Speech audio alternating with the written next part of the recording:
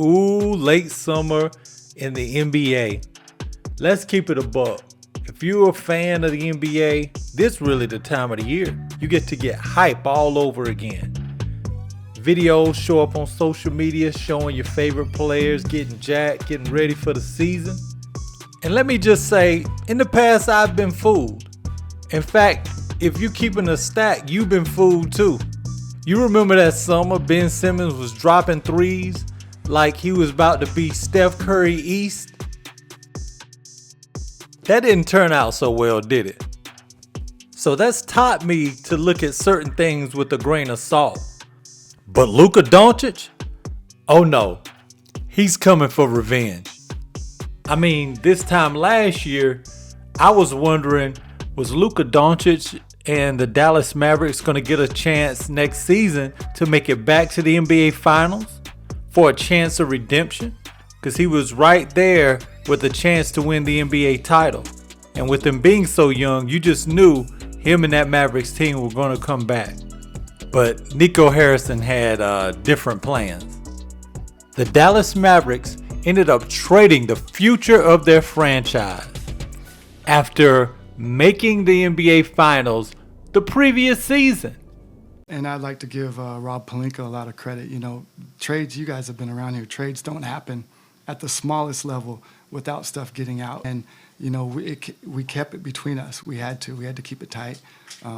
J Kidd didn't know about it, but J Kidd and I are aligned and we talk about archetypes. So I think when you're aligned with your coach like that, I know the type of players that he likes. And so I felt good about it making sense to where we're trying to go. I remember looking at Jason Kidd and I'm like, I wonder what that brother really thinking. It's almost like he had completely checked out, understanding that there was no hope of getting back to the finals this season. The city of Dallas, they completely turned on the franchise. They were on some fire Nico, like to the point where fans was getting kicked out of games. I mean, this was really bad, and I'll be honest, I've seen players get traded.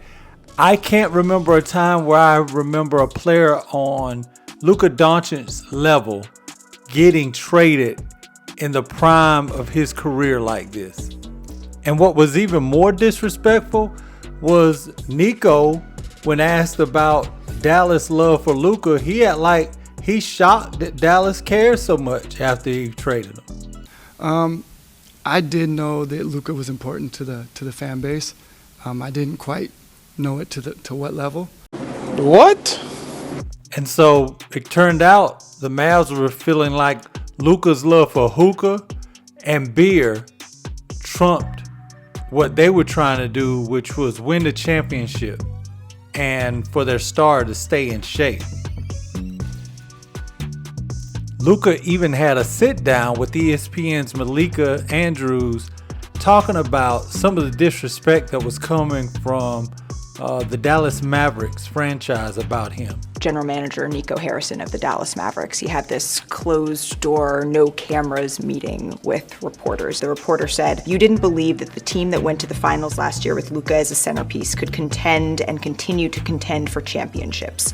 And Nico Harrison said, I'll say this again, defense wins championships. It's with how I think in terms of defense wins championships. What do you say to that? It's just sad in the way he's talking right now. I never say anything bad about him, and I just want to move on.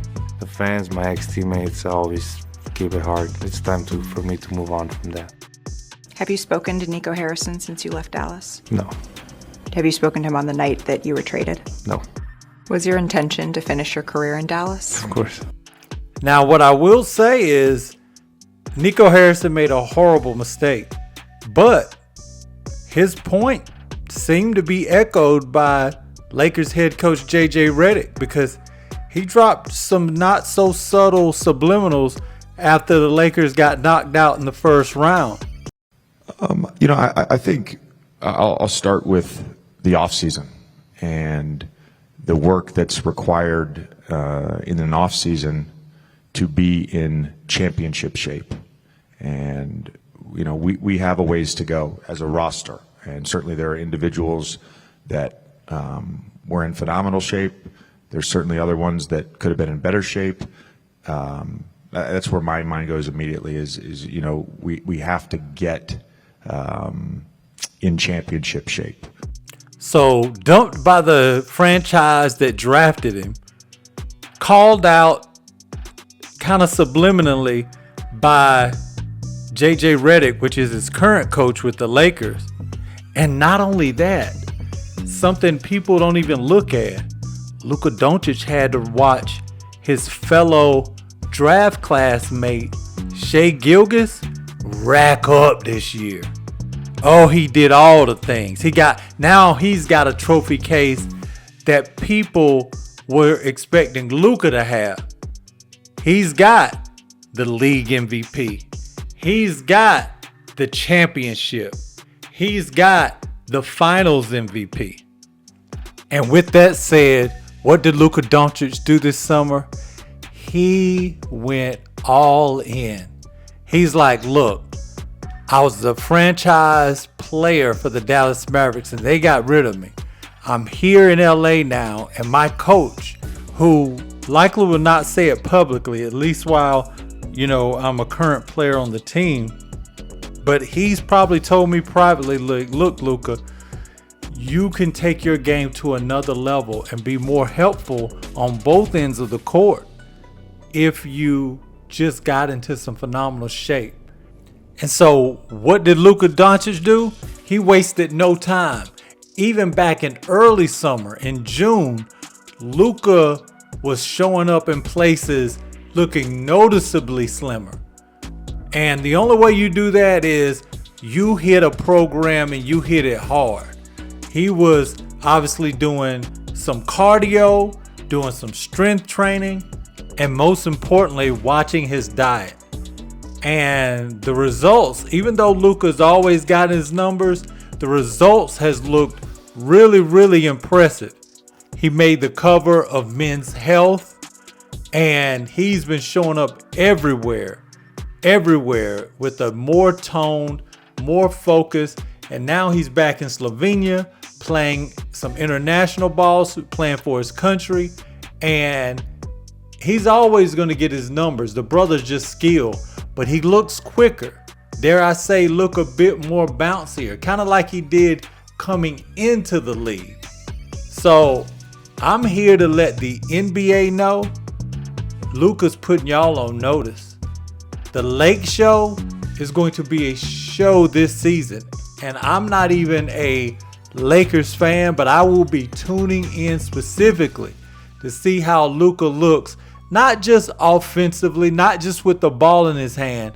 I'm going to be interested to see if he's moving more without the ball. Does he get a few more deflections than heavyset Luka would have? Is he going to be really pressing up on his man, challenging a little bit more on defense? Because I know that he's heard all the chatter. He's heard all the chatter. Paul Pierce even made a statement saying, even with Luka in shape, it's not going to really help him in defense because defense is about a mentality. So I know Luka is hearing all the naysayers, and he has this one shot to kind of come back and show improve. Let me know what you guys think, man. I'm very interested on the season. I'm not sure where this current iteration of the Lakers roster goes. I know they added DeAndre Ayton. They were able to keep Austin Reeves, but I do know Luka Doncic is going to be on a revenge tour, and I will be tuning in because this is the most important year for him since his rookie season, to be honest with you. He signed the extension with the Lakers, and you best believe he wants to sign that next Supermax that he was kind of cheated out of by the Dallas trading him away. But let me know what you guys think, man. Is Luka Doncic going to win MVP this season? Will he be able to raise his teammates there in LA to another level? Especially since the Lakers have shoved all the chips in the center of the table in the Luka business, basically saying it's on you moving forward. LeBron is right now, and he is going to age out of this thing. You are our future, Luka. You're going to carry us. Let me know what you guys think. Be sure to like, subscribe, hit that notification bell. I'll holler at you guys next time. Peace.